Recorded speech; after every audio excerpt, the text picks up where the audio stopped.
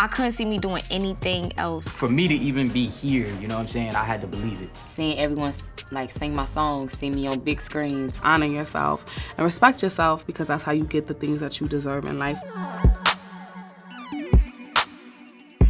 First thing I do when I get in the booth is I scream as loud as I possibly can. I'm like, ah! Because I'm trying to get my voice comfortable with like, who am I gonna be on this record? Am I gonna be cool Blanco? Am I gonna be like really bright, excited Blanco? You know what I'm saying? So, but it's really, for me, the biggest piece of the creative process is just comfortability. It's like, how comfortable can I get? Okay, so the day that I signed my contract, the only thing I could think about was the younger me. That's like through the whole day, I kept thinking about younger me.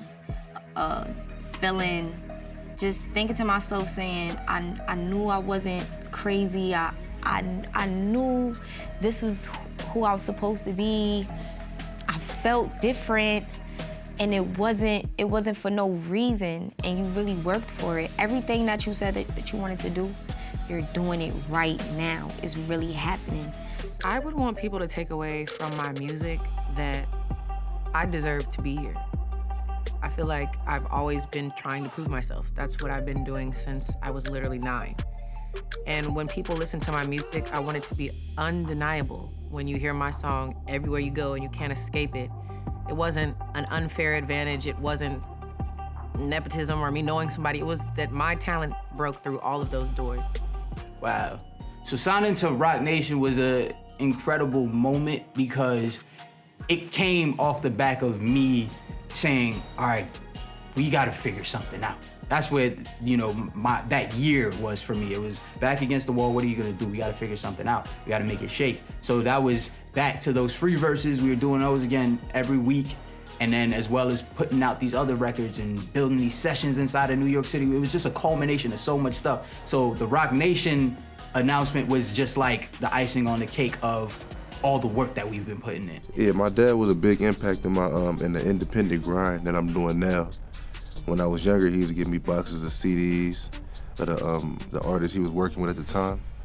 I'd take them and I'd sell them to random people, and I'd bring him partially the money, and he'd let me take part of it, showing me that, you can make money off music physically at a young age. So he showed me that, and it was, I didn't understand what it was at the time, but now that I'm older, it gave me so much gain. You know what I mean? So my pops was a big influence.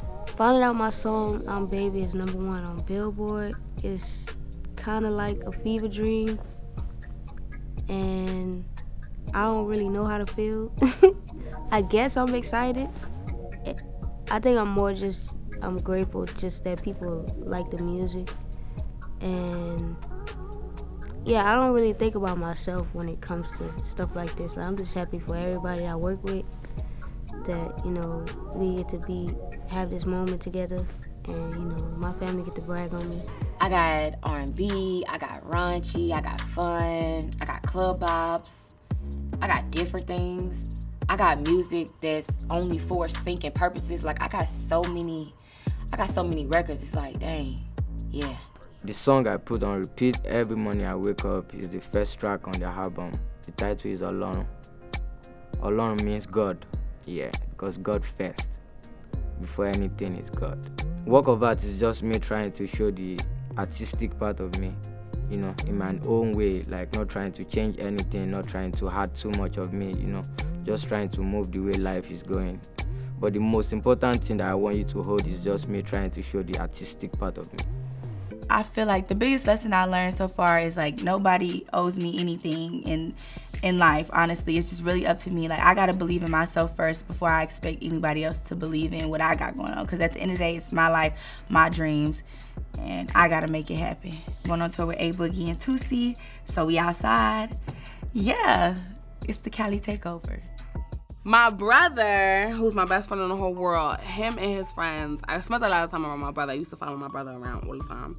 And his friends make fun of me, kind of, in a way, or like tease me and be like, oh, you think you in charge, you think you the boss, you think you the boss of somebody. And they was all obsessed with Scarface and like them kinds of movies. So they be like, oh, she thinks she the boss, she thinks she the Don or something. The transition from songwriting to being an artist, it wasn't really like a big transition. I just used songwriting as a way to get in the industry. I knew I was always an artist.